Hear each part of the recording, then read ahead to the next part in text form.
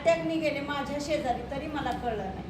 आणि दुसरी एक गोष्ट की गेल्या वर्षी माझ्या मुलाला फिट आली, तर त्या फिट 1.5 दिवस ॲडमिट होता तो प्रतिभा हॉस्पिटलला, तर तिथं माझे 65,000 रुपये गेले. तेव्हा मला कळलं की दवाखान्यात जायलाच नको, म्हणून मी हे मशीन घेतलं. आणि मशीन घेतल्यानंतर एक 15 दिवस झाले इन्स्टॉलेशन होऊन, पण मला स्वतःला शक्यतो पुरणपोळी खाल्ल्यानंतर त्रास व्हायचा. आता होळी झाली ना, मी एकच वेळी पुरणपोळी खायची, पण मी 3 वेळा खाल्ली पुरणपोळी.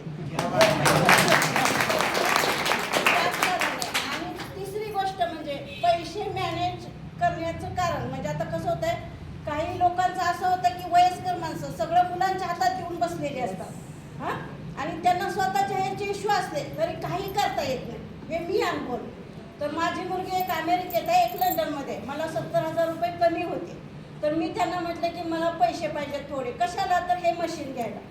तर काय करायचं आहे का, आता ते हवामान, ते पाणी आणि आपण ह्यात फरक आहे ना. त्यांना ह्यातलं कळणारच नाही म्हटलं या मशीनमधलं काय ते. मग मी म्हटलं तुला द्यायचे तर दे, नसेल द्यायचं तर नको देऊ, माझं मी मॅनेज करते. पण नंतर तिनं पाठवले, आईचं हट्ट आहे म्हणून. ती काय म्हणे घराला कलर कर. म्हटलं कलर केला आणि मीच नसते त्या घरात तू आल्यावर.